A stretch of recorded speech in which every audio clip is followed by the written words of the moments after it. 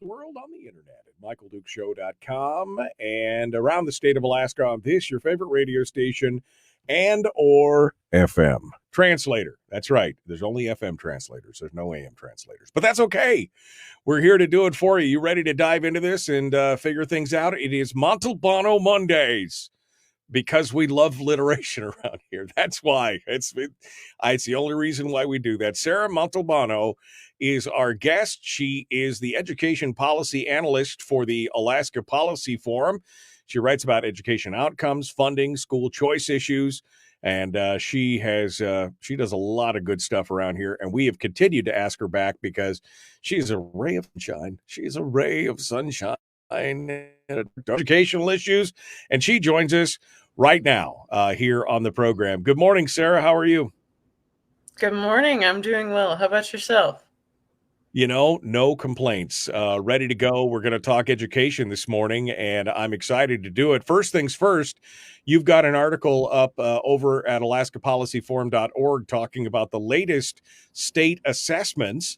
Of course, the big rage in the newspapers right now is to talk all about how we're short funding our kids and why don't we care and everything else. And then somebody points out, well, we've got a horrible scholastic achievement scores, and maybe we should work on that. And they're like, gasp, how could you do that? How bad is it, Sarah? This really has come about. I mean, tell us, how bad is it really in our scholastic achievement scores? Let's start off and talk about this. Tell us about the AK Star. Yeah, so the AK Star this was the first administration of this new exam. We used to have the performance evaluation for Alaska schools, the PEAKS exam, since 2017. 2022 was the first administration of the Alaska System of Academic Readiness. So there's always some confusions and difficulties with new test design, but the results are really kind of alarming. Only about 30% of all students were proficient in English language arts statewide, and 23% were proficient in math. So that's less than a quarter. 1 in 4 students aren't proficient in math. And that's far down from the peaks. They're not directly comparable. But if we just look at the direction of the trend, it's down about 10 percentage points since the last peaks exam. Yeah, the peaks exam. Also, we had some participation changes in how many people have actually being assessed. So, can you explain the difference between the STAR and the peaks, and what, why those changes, and what the effect could be on having a lower participation on one versus the other, et cetera? Absolutely. The AK Star was designed in part to have more continuity with interim exams like the measures of academic progress, the MAP exams that are administered in the winter and the spring. Peaks didn't have that. So that was one reason I think DEED went that way. Participation rates, though, the pandemic really demolished them. The AK Star exam in 2022 had about 80% participation, which is up about 15 percentage points since the 2021 peaks assessment in the pandemic. But the pre-pandemic 2019 was 91%. And we also see there's some difference. The correspondence school students, I think only about 15% participated there. So there are some participation issues, but we do see a really good picture of Alaska's public school students that are in the public schools. They had a really high participation rate, but overall was 80%. Now, this is because I know we're going to hear some people poking at this. Well, they didn't have as much participation, so it's not as accurate and yada, yada, yada. But we've seen the participation go up and down over the years. So really, it's still a valid snapshot of where we are educationally, right? Absolutely. Participation rates are only useful in developing caveats to the data. So if you keep thinking about, some reasons, well, yeah, this student group's not so well represented or whatever, it's still very useful to take temperature on how Alaska students are going, how well they're doing. So let's talk about the actual findings. And you've mentioned just a couple of them, but let's start at the beginning. Statewide, across all the grades, 70% of the students fell below proficiency in ELA. What exactly is ELA again? That is English language arts. So that's reading and a little bit of writing is assessed in the AK Star exam. There's several question types, but it kind of covers that whole English language arts. So ELA, 70% of students fell below proficiency, and in math, 77% fell Yes. below proficiency. So again, we're way behind the power curve on this, where kids, we've talked about this when you've got a 75% graduation rate, meaning 25% just flunked out, but how many of the remainder don't have basic math skills or basic language arts skills where they can read and write and do arithmetic? I mean, that's supposed to be the things. Those are the 3 R's, right? Reading, writing, arithmetic. Wait, that's not how it works, but that's where it is. Absolutely. And what we see is really concerning about which grades are having the worst times that are least proficient, because each of these grades are really key transitional grades for students. Third graders were the least proficient in reading, which is really remarkable. Only 21% of third graders statewide met grade level expectations.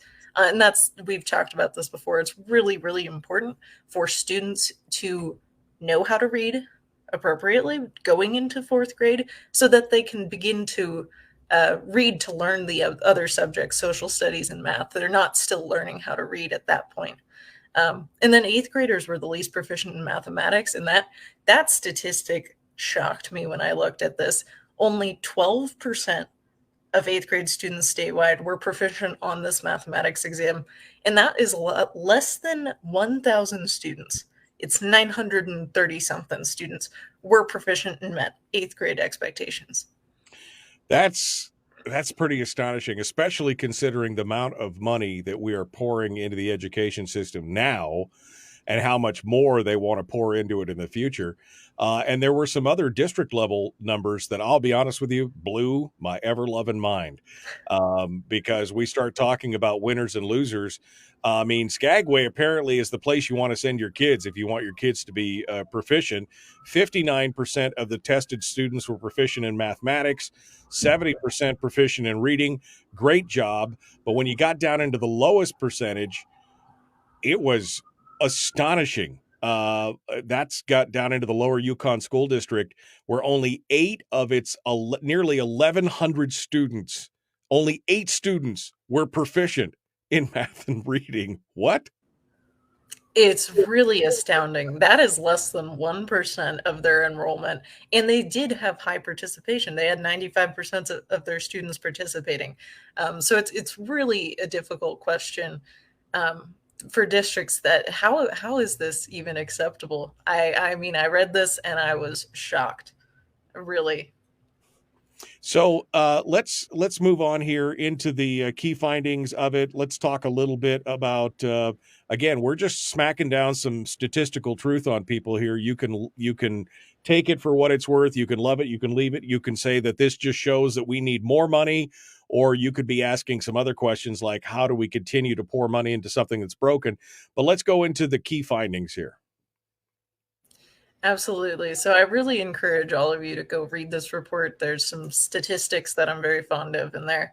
But as we said, about 30% of students statewide were proficient in English language arts and only 23% in math. That is about a third, and then a quarter of our students are actually proficient in these really critical things. Eighth graders were the least proficient in math, less than 1,000 students. Really remarkable. And that's really important because eighth grade is where you start leaping off into high school mathematics, where you're deciding whether you're doing pre-calculus or calculus or any of these other grade level subjects. And third graders were least proficient in reading, which is really concerning because they're trying to go into fourth grade to learn other subjects. They're trying to be done with learning how to read. Of the 5 major school districts in Alaska, the Anchorage School District did report the highest proficiency in both subjects, about 34% in English language arts and 27% in math. Those still aren't remarkable, and all of the 5 major school districts fell within a few percentage points of each of those. So that's not a huge crown, but they did do their best. Yeah, and in math, it was really astounding. 36 schools reported 10% or fewer of their students proficient in math, and in ELA, 26% reported the same. So we have lots of schools, lots of districts too. 11% of 11 districts reported 5% or fewer students proficient in math, and 8 reported the same in ELA. So Well, we really have a crisis here. I mean, you're right. It is a dubious crown with their highest percentage for proficiency in reading is 34% and in math is 27%. And they're the king of the heap as far as the 5 major school districts. Mm-hmm. I mean, that's not great. You got less than 7 in 10 can't read or can't do math, and almost 7 in 10 can't read.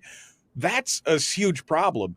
And in fact, you talk about you made a brazen statement, Sarah. How could you make such a brazen statement in this key findings where you basically say schools aren't working for 3/4 of Alaskan students, period. Yeah. That's what it shows. And so I stand by that. I know. Absolutely. The question is more money going to fix this problem, or does it have to be a fundamental shift in what we're doing, because it's obviously not working? Yeah, these outcomes really aren't they aren't what we're paying for. We are paying more than $18,000 per student for each year that they're in public schools in Alaska. On average, there are some districts that are way, way higher. And throwing more money at the problem is not going to help. What I've seen in some recent research that will be coming out fairly soon is that the growth in administrative salaries and support services has really outpaced teachers. The number of teachers since 2002 dropped, I want to say, about 7%. And administrative staff and all of these other categories went way, way up. So we're seeing that these increases in funding have been absorbed more in the administrative and support apparatus than actually going to teachers teaching in the classroom, directly helping the students. And more money isn't a magic bullet for that. Well, and that's what we've discussed with the BSA, right? The BSA is not factored to get those dollars necessarily into the classroom. A big chunk of that BSA is directly supportive of the overhead costs, which were already skyrocketing. That's the biggest problem here.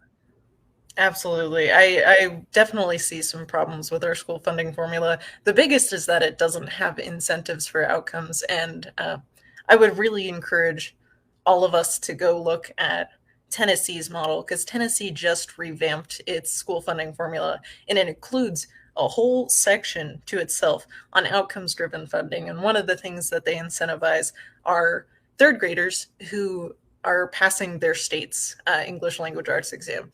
And for each school, each student that does that, they get 10% added onto their BSA for proficient students. And so it really rewards and incentivizes schools to allocate their money more efficiently and to get those results. However it's being done, they are able to do that more efficiently. Sarah Montalbano is our guest, education policy analyst for the Alaska Policy Forum. It is Montalbano Monday. I love saying that. It's just so much fun. All right. We're going to be back with more here in just a moment. We're going to talk a little bit more about this AK STAR program. It's what some of the findings are and some of the things that Sarah has suggested, which I think make sense. We're going to talk about that. Then we're going to move on to school choice in the final segment with this, the educational hour, right here on the Michael Duke Show. Common sense, liberty-based, free thinking radio. Back with more right after this.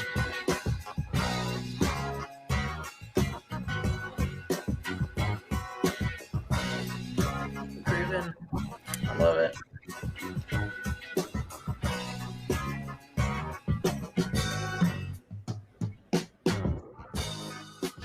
If you missed the show, you can listen to it on your time with Dukes On Demand. Oh, and it's free.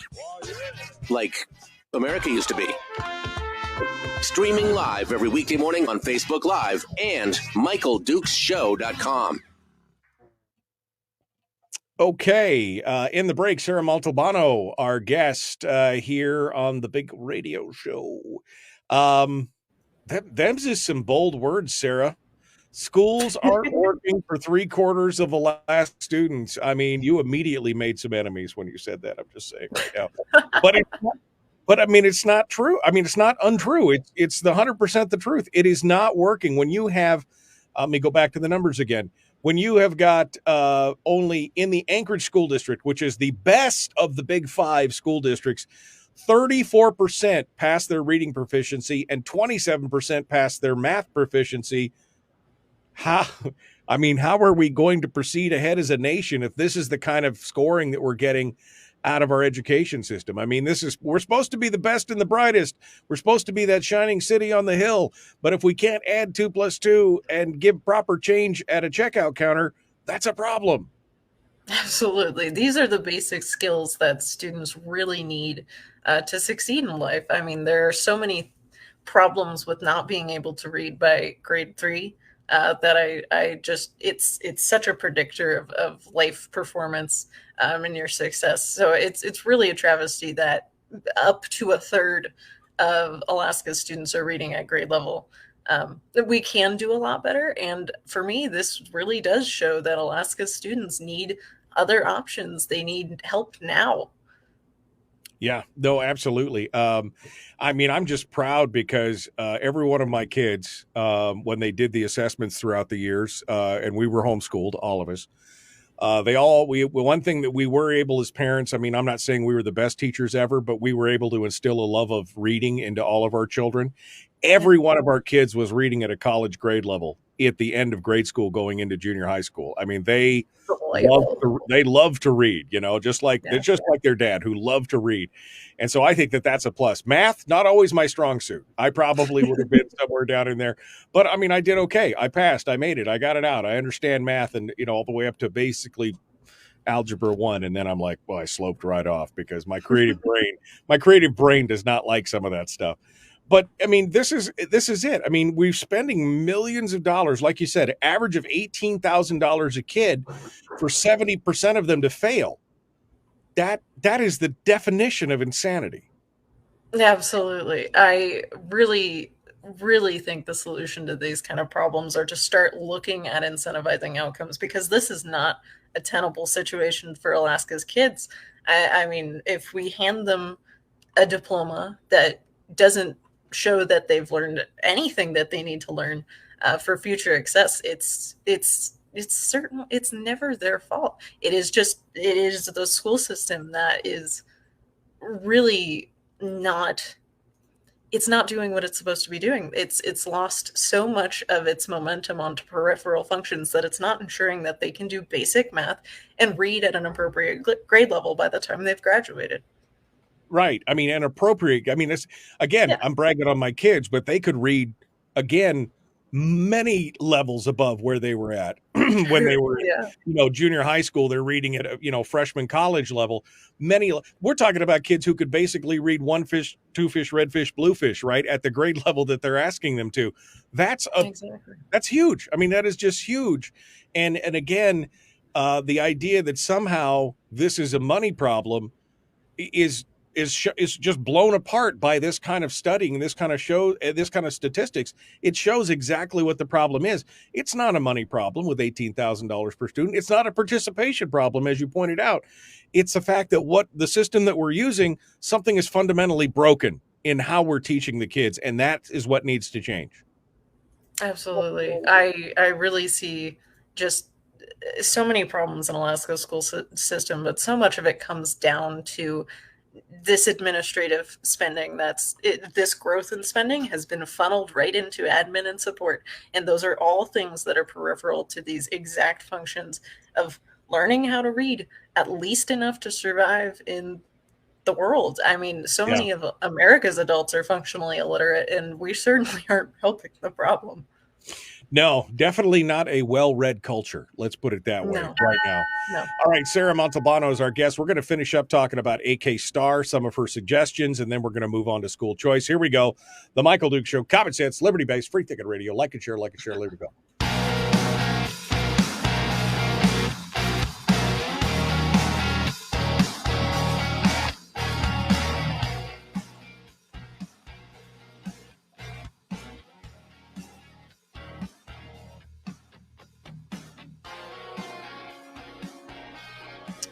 Sarah Montalbano is our guest. Just like saying that. I don't know why. It's talking about Mondays, 1 hour of educational discussions here on the program with Sarah Montalbano, who is the education policy analyst for the Alaska Policy Forum. And we've been talking about the AK STAR assessment, which is the state assessments for scholastic achievement, which covers pretty much every district and borough area in the state. She's got all the graphs. She's got all the charts. She's got it all laid out there. And it is, quite honestly, disturbing, Sarah, when you see that basically the idea here is that, 1/3 of Alaskan students are basically hitting their proficiency matrices, which means 1/3 can read, 1/3 can do math. I mean, and that's an average. We're talking about some schools where less than 1% are hitting those numbers. And even in the highest grades, it's like 50, 60, maybe 70% are able to read, leaving, again, 1/3 of them out in the cold. This is a real problem. Now, you've got some suggestions in here. And again, bold. Sarah's making some bold stuff here. She says for many students, mathematic challenges undoubtedly justify additional remedial time and one-on-one tutoring, which basically is why you say, why not have unspent American Rescue Plan funds used to help that, right? I mean, a lot of these school districts have got millions of dollars still socked away from the COVID money. And you say, why not use that for some one-on-one remedial training? Absolutely. That is one of the suggestions, actually, that the United States Department of Education gives out for these American Rescue Plan funds. Districts are sitting on millions of dollars. I think they received more than 500 million at the beginning of this pandemic, and the vast majority of it is in the American Rescue Plan.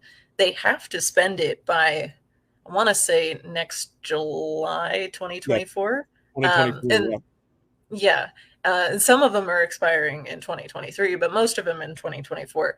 And so what they really need to be spending time on is this one-on-one time, this remedial time, especially for mathematics, but also not taking the focus off of early literacy, because a lot of students just need this extra class time, and it's going to be really hard to get it. What schools should really be considering doing are, after school programs for mathematics, doing an hour of class time after the school year. They should be considering, all of these ways to cram in a little extra time during the school week. And this would be a really appropriate use of the funds. What we've seen in some previous reporting on how Alaska school districts are spending this is that some of them are taking the money to go rent a pool for kids' social and emotional health. They're taking, they're using these funds for really long time coming, infrastructure projects that they have this windfall and they need to get new tiling for the floors or something like that. So schools are not necessarily mismanaging this funding, but a lot of them are using it for things that are, again, peripheral to the basic duty of education to teach basic math and reading. Right. Or to use it to offset repeated funding, like paying for salaries and benefits and bonuses. Yeah. Let's just not look at the elephant in the room here on this and everything else. The bottom line here for me, though, on these state assessments, the AK STAR assessments, bottom line, the whole thing for me, give me a good summation before we move on to school choice. What should be the takeaways, and what should people be looking at in these numbers? By the way, I've posted a link to Sarah's article in the chat room, which has all the charts and all the statistics. So if you are concerned about this and you want to have more information and more ammunition when you go to talk to people about it, go over to this article. But Sarah, bottom line it for me here and give me a good summation. Yeah, about 1/3 of Alaska students are able to read and do math at grade level. That means 2/3 aren't meeting these grade level expectations, and sometimes a lot of them just won't catch up. We have some certain problem grades, 8th grade and 3rd grade, for mathematics and reading respectively. And then we absolutely have many schools and many districts that are reporting 5% or fewer of their students proficient, or 10% or fewer. And that is just really remarkable when 9 out of 10 students in a school or a district are not proficient. And some of these districts, like we talked about the Lower Yukon School District, there's a few under suppression rules that could have as few as 0. And that's floored me. So just go check out this report, read the statistics. And just remember that more money is not going to fix this problem. We have to think about how to incentivize outcomes and improvement in these outcomes. Well, and again, just to remind people, I can't remember if we talked about this on air or during the break, but just to remind people that the base student allocation is fundamentally formulated not to necessarily put more dollars in the classroom and increase the teaching component of it. There's a huge part of the BSA, which basically that money goes straight to administrative and overhead. And so as much as you hear all the legislators and the news media and the papers talk about how we need to fully fund and drop another 1,000 on the BSA because that's the only way we're going to get our kids up, a huge part of that goes straight to overhead. And as we talked about before, the student enrollment is declining in a downward slope like this, and the administrative costs are going up like this, the administrative overhead. And you're going to talk about that here in the future with us because you're seeing some of these new numbers, but we're seeing the number of administrators and overhead people who are not directly related to the teaching in the classroom is going up at a pretty substantial rate. And we'll talk about that as we get into that next week. All right. So again, as I said earlier, this article in the Daily News talks about the fact that the House majority, the Republicans just don't have a plan. They don't have a plan. And instead of boosting the $1,000 boost to the BSA, as everybody seems to think, they say basically, well, they want to talk more about school choice. And they kind of poo-poo it. I mean, they really make it sound like this is just, I mean, how crazy are they for wanting to talk about school choice instead of bolstering the BSA? But school choice is making a huge, there's a huge push for school choice, not just in Alaska, but across the country. And part of that comes out of what we've learned from the pandemic, right? Mm-hmm. That's absolutely true. Nationwide, we're seeing a lot of pushes in this legislative session. I believe Iowa and Utah, I want to say, maybe your listeners have the right states and they'll just blast them into the comments. But we're seeing a lot of pushes for education savings accounts. That's where a portion of the state's per student funding is deposited into an account, and parents can take that out to spend on different educational expenses. There's some restrictions, but most of them, it's pretty broad.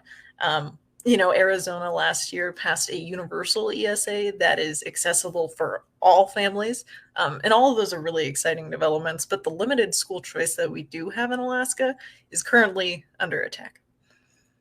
Yeah, I mean, and David in the chat room says we shouldn't use the term school choice. Use the term parent empowerment, which great. And because, school choice has got some baggage and everything else. But we've talked about, backpack funding, the educational accounts where they can move around and people can spend it. But school choice is, again, making a push across the country, and Alaska needs to get on board. So let's talk about, what does the policy form? What is your analysis? What are the good choices that we should be looking at here for school choice in Alaska? What are the options, and what do you think personally is probably the best of the options that we could be discussing and talking about? Sure, that's an interesting question. What we do need to do most urgently is protect what we do have. And we have a really innovative program in Alaska, the Correspondence School Allotment Program. As far as I know, it is unique nationwide. Under that program, your students enrolled in correspondence schools may be reimbursed for certain educational expenses. That could vary widely. Internet, technology, supplies, tutoring, classes at private schools, music or activity lessons. Really, whatever you come up with, as long as it's part of the student's plan, that is something that the state has supported. It's been in the legislature, enacted in 2014, and hundreds of families have been relying on this program for years. And I really hope parents who may be listening consider this option for their students, because it really allows you to build a customized education in a lot of ways that ESAs do in other states. And I mean, I agree. The school allotment, I mean, my children, my oldest daughter now is 28 years old, I guess, 28, 29. She was in the first class. Basically we were one of the charter families, one of the original families with IDEA, right? Which is the Galena City Interior Distance Education. And so we put all 5 kids through that, where they got the allotment. We provided a plan, we got the allotment, and they all have turned out okay. You know, they all did okay. And again, they can all do reading, they can all do math, they can do the basic stuff that's important. And I think that that's a fantastic program. Is that program under threat? I mean, are we looking at ways to subvert this thing that has been working so well for the last 20 years? It is. The NEA has funded a lawsuit that seeks to end parents' abilities to use those correspondence school allotments for private educational services. So one of the options under CSAP, the Correspondence School Allotment Program, is to purchase classes at approved private schools, as long as they're non-religious. That's not a problem. The NEA has funded this lawsuit. And the Institute for Justice has teamed up with some Alaska families to defend this program, which I think is really, really encouraging. Yeah, no, it definitely, again, has been a fantastic way. And you could see the growth of it. I mean, I think why the NEA got involved, quite honestly, is because, for example, I know IDEA, basically, there was some geometric growth over the course of years. I mean, even 10 years ago, in Fairbanks, I knew the superintendent, and we talked quite frequently that it was growing and growing and growing. And then we saw this explosion, a 30% increase after the COVID. In I know for at least a couple different systems received almost a 30% increase. And I think what's happening is the school systems and the districts and the unions specifically are getting nervous, because people might be making choices that don't benefit them in the long run, them being the teachers unions, et cetera, in the long run. Yeah. Teachers unions are an occupational union, and their primary interest is job security. And that's just the way a union works. That's not necessarily good or bad, but that means that their interests aren't always aligned with the best interests of kids. And hundreds of families have been using this program, and the lawsuit isn't thinking about these actual Alaskan kids and their futures. It's really remarkable that they want to take this away from so many families that are benefiting from it. And just like your kids, they turn out fine. Yeah, exactly. Well, and as I have talked to several educators over the years who have worked in this system, they like this system a lot better. I mean, they are teachers, they're NEA members, I'm sure, and everything else, but they're like, I like this a lot better because it works for me. I can work with the kids one-on-one. I can do all these things. You always have a teacher. As a parent, you always have a teacher at your fingertips if you're struggling yourself to be able to teach your kid something, or if the kid needs some one-on-one stuff with an actual educator to help out. And the teachers that I've spoken to over the last 15 years have all been like, this is great. I love this more than teaching in a full classroom. I've got more students than I ever had in one classroom, but I get a chance to work with them one-on-one. And so this really is more about the power of the union than it is about the individual aspect from the teacher standpoint. Mm-hmm. I really find that an interesting point, because there's so many ways in which school choice benefits teachers too. They get a lot more flexibility. They get more one-on-one time. They're able to do all these creative and innovative lesson plans that they want to do, but they can't do in the public school system. And the creativity and the ability to customize your students' education is one of the awesome things about this correspondence school program, is that you're able to take a portion of these funds and use them to take the different blocks that your kid needs. You're able to meet your kid's needs so much more effectively. And that's wonderful. That's wonderful for kids. Sarah Montalbano is our guest. One final segment dead ahead. We're going to take a break. When we come back, I want to talk specifically about this idea of ESAs, of backpack funding, so to speak, and how we get some bills written about this. How do we get some traction built on this from Sarah's perspective, and just kind of let's pick her brain a little bit here. That's coming up next with Sarah Montalbano from the Alaska Policy Forum, the Michael Duke Show, common sense, liberty-based, free-thinking radio.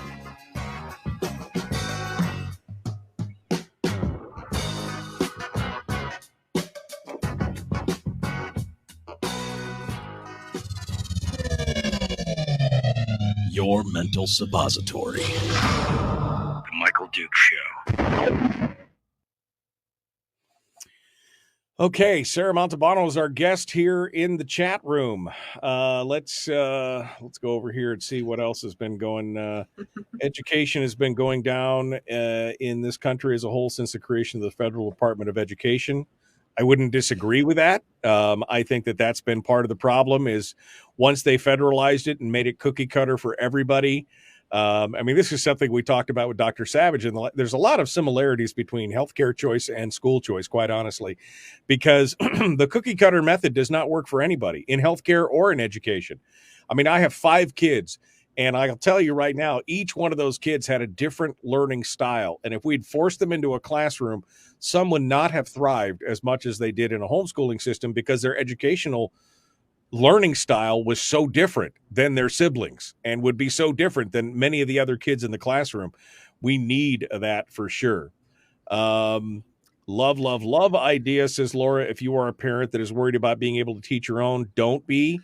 The freedom of choice will blow your mind. And that's exactly right. I mean, look, I graduated high school, right? I took 1 year of college. That's my claim to fame. I'm not a teacher. My wife is not a teacher, but we still were able to teach these kids with the help of some fantastic contact teachers and the help of people at places like IDEA. That's what I think that was the thing, Sarah, what people really learned in the pandemic when they got pissed off about all this educational stuff when they shut down the schools and everything else. And parents were like, well, we got to do something. They were desperate. And so they started these homeschooling programs. And all of a sudden, many of them were like, wait, this isn't as hard as you told us. You told us this would be nearly impossible for us because we're ignorant monkeys who can't teach our own kids because we don't have a teaching certificate. And wait, we found ways that it's actually better and easier. And I think that was a huge eye opener for many parents out there. So many parents saw this, and I really like that portrayal because teachers have always, felt that you need this teaching certificate. And a lot of what teachers' colleges do is just teach you how to teach and not as much the subject matter that the teacher is eventually going to be teaching. And I think parents who have the drive to look through the internet, find the best teaching resources, there's never been a better time to learn than when you have this wide open computer with every educational material you could want right in front of you. And that's really encouraging because parents can do this, and with the support of the correspondence schools and IDEA and places like this, it really becomes achievable. Yeah, absolutely. I mean, when you realize that there's things on the internet like Math Doesn't Suck or the Khan Academy or many of these other free options that are out there that you can teach your own, you could develop your own study plan and your own school plan for your kids. It's based on them. I mean, for one kid, we did what they call unit studies. I mean, the kid was obsessed with things like space and things like that. And you're like, okay, so how do we wrap that around reading? Well, here's the Robert Heinlein books, right? Here's some old Robert Heinlein and Rolling Stones. And here's how do we wrap it around math? Well, okay, here's stuff about atmospheric stuff and things like that and science. And so you build a whole curriculum based around a subject that they're supremely interested in. And all of a sudden the kid is learning all this stuff and it's not really learning. It's just fun because it's his favorite subject. I mean, that's just one way that things can be done. And it's not something that they could do in a brick and mortar school system. No, it's really wonderful to hear stories like that. And that's one of the reasons I'm excited for all of these different homeschool options is that kids are able to direct their own learning a lot. They're able to follow their interests, and then learning's not a chore anymore when you're actually interested in what you're learning. So I love it. And I love Heinlein too. Yeah, no, Heinlein. I was, Yeah. I remember Starman Jones and Rolling Stones. I mean, some of those old 50s ones especially were really, really good. And then he got super libertarian later on, which I dug. So anyway, yeah, Heinlein is a good choice to start off with for sure. Harold says, Sarah documented the reality of the ineffective education funding formula. In 2003, I was working capital projects for a school district. An accountant was stressing over audit requirements. I dropped her work files into the trash and said, let's go to lunch. No one will ever ask about your precious files. During lunch, her files were dumped by the janitor. After 10 years, she said, you know what? No one ever asked about those files. I mean, where's the accountability, Sarah? Where's the accountability? If we're supposed to audit, if we're supposed to do this, we're supposed to do that. Where's the accountability? A lot of the accountability is happening in these forums that are never looked at, that are never requested by the public. School districts have some reporting requirements under the Every Student Succeeds Act. Federally, they have to do certain financial transparency things, as well as academic. But anything that's not asked for is put in these files and put in the trash or stowed away in a file cabinet or some computer folder somewhere. And it really needs parents and the general public to start asking questions, because public schools are treated so much as the default, that they just aren't held accountable. It's a horrible situation. Sarah Montalbano is our guest. We're about to jump back into it. The Michael Duke Show. Common sense, liberty-based, free thinking radio. Like it, share, like it, share, like it, share.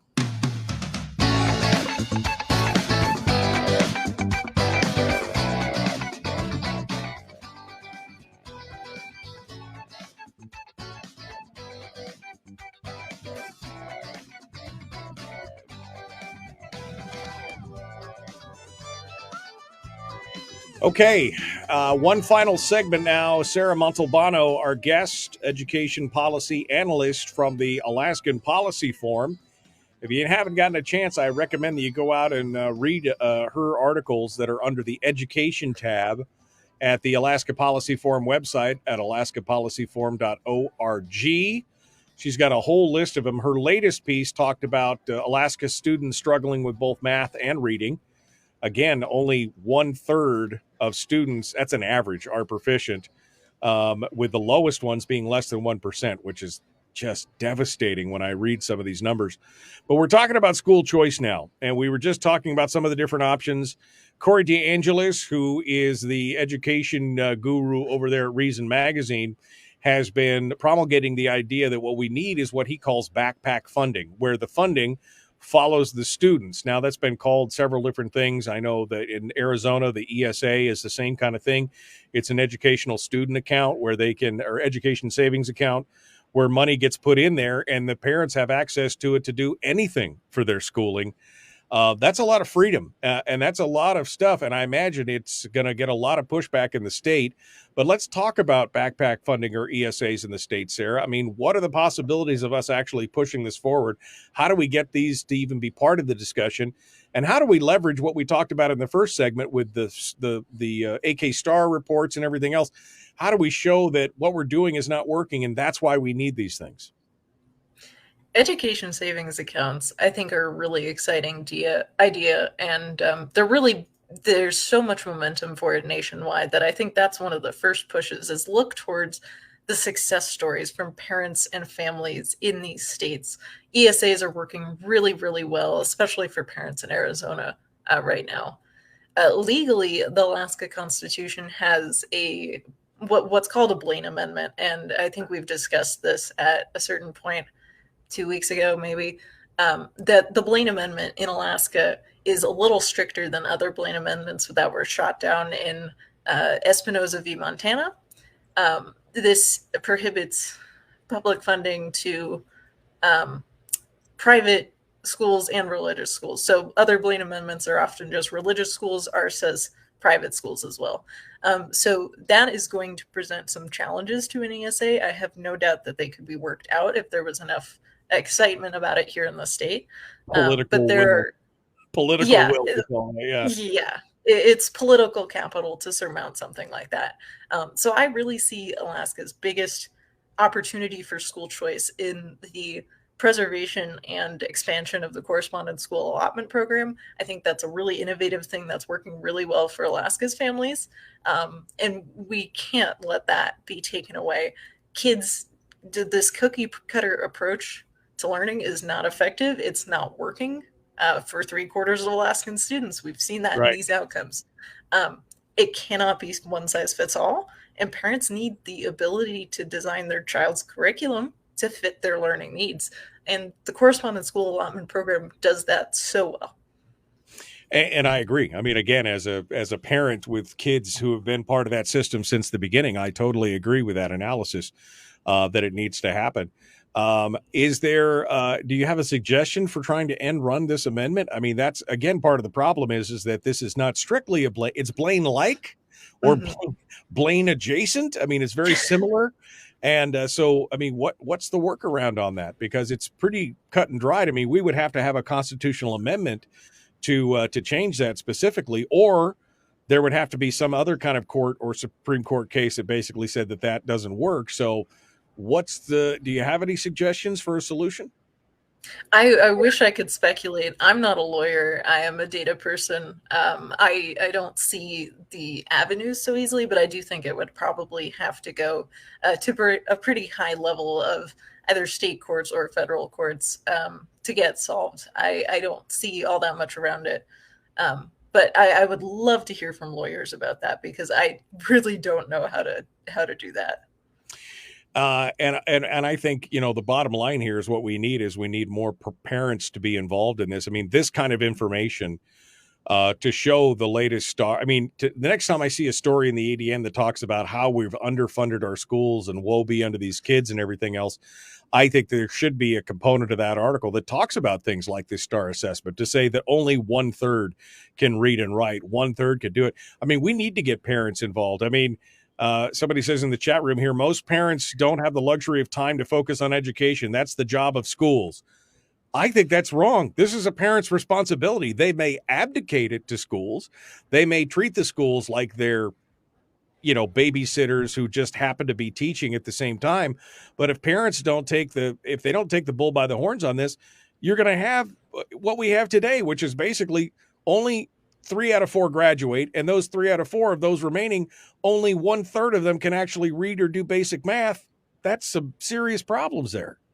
Oh, I really think parents need to be involved to the extent that they can. There's always going to be parents that are unable or unwilling to put the time into their child's education. And that's a sad fact, but it's not going to change. The parents that do, though, need to be thinking very carefully about their child's achievements. Ask your teachers questions. Don't just wait for the report card to come home and say, yep, it's all A's, we're good. Just ask your child questions at school about school and do your best to participate in the school board process and talk to your superintendent. Look at the things that aren't working for you. And really take responsibility for your child's education because there's only so much that the education system can do if there's no parental involvement. Right. I mean, if this is not the job of the schools, this is the job of the parents. You can abdicate a portion of it or you can abdicate all of it to the schools. And I think when you do all of it, that's part of the problem. Using the education system is one thing, turning it over to them, but keeping your finger on the pulse of it is, and like you said, there are just going to be parents who don't care. They're just going to be parents who are like, get the kids out of my hair for 8 hours or whatever. That's all that matters to them. And unfortunately, that's just the way life is. But for those that do care, they need to get down into it and look at these statistics and understand that we have got a serious, serious problem in the education system in America, not just in Alaska, because Alaska is one, but these numbers don't hold far off for other states either, right? Yeah, looking at the state assessment's a little more difficult because this is unique to Alaska, but the 2022 National Assessment of Educational Progress, that's nationwide. Alaska is 49th in 4th grade reading. We're up only from New Mexico.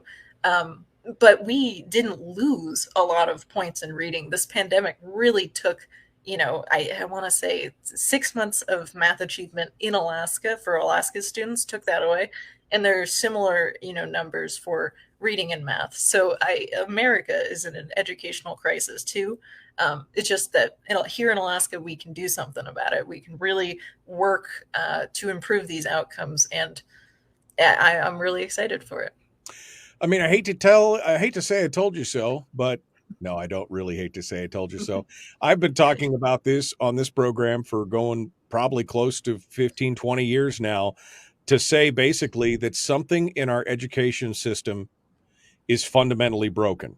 And until we acknowledge that something is broken, it doesn't matter how much money we throw at it. It doesn't matter how much fervor and how much we wring our hands, until we admit that there is something flawed in the system that we have right now and start looking to other countries who are having great achievement. Then we're never going to fix this problem. And people say, well, in Germany, they decide like right out of junior high school what career these kids are going to take. And that's just not right. But look at what they're doing. I mean, look at the achievements. If the kid doesn't have an interest in being a doctor or a lawyer or an engineer or some kind of, then maybe that's just what they want. Maybe that is something we should be looking at instead of trying to cookie cutter our way through this whole thing. And that's the horrific part. 90 seconds, Sarah. I'll let you sum things up and leave us with some good thoughts. Maybe go for it. I hope to have some optimism here. Our state assessment, 30% not proficient in reading statewide across all grades. We have a lot of schools and districts that are 10%, 5% or fewer. That's really concerning. The grades that have the worst achievement in English language arts and mathematics are the ones that are really, really critical. And to me, this just really shows that school is not working. The education system in Alaska, it is not working for 3/4 of these students. And so what we really need to look at are preserving and expanding the options that Alaska does have. Look into charter schools, look at the Correspondence School Allotment Program. This cookie cutter approach is just not effective. It's not working. And we need to focus on ways to help families. And we need to focus on it now. Horace Mann wanted to turn us all into the assembly line thing. Maybe that was a mistake. I'm just saying maybe that was a big problem, and we should stop holding him up like he was some kind of savior of the whole system. All right, Sarah Montalbano, thank you so much. Folks, out of time tomorrow. Brad Keithley, Chris Story, The Michael Duke Show. See you then. All right, Sarah, any final thoughts before I let you fly out of here? We've gone over this pretty exhaustively, but I would always love for you to drop one more nugget on me on the way out the door. I mean, gosh, there's so many nuggets here. I just go talk to the school boards, talk to the superintendents, demand accountability. And while you're thinking about these legislative discussions about the BSA, just remember, Alaska is spending $18,000 on average. We are spending per student, with local, state, and federal funds involved, $18,000, and we are not getting the outcomes we're paying for. Remember Sarah's parting shot across the bow. Schools aren't working for 3/4 of Alaskan students. Them's his fighting words. I love it. Sarah Montalbano, as always, my dear, good to talk with you. Let's get back together when we get that administrative report. I want to talk about that as well. Let's get back together then, okay? Absolutely. I'm excited to talk about it in more detail. All right. Thank you so much. Sarah Montalbano, our guest here on the Michael Duke. We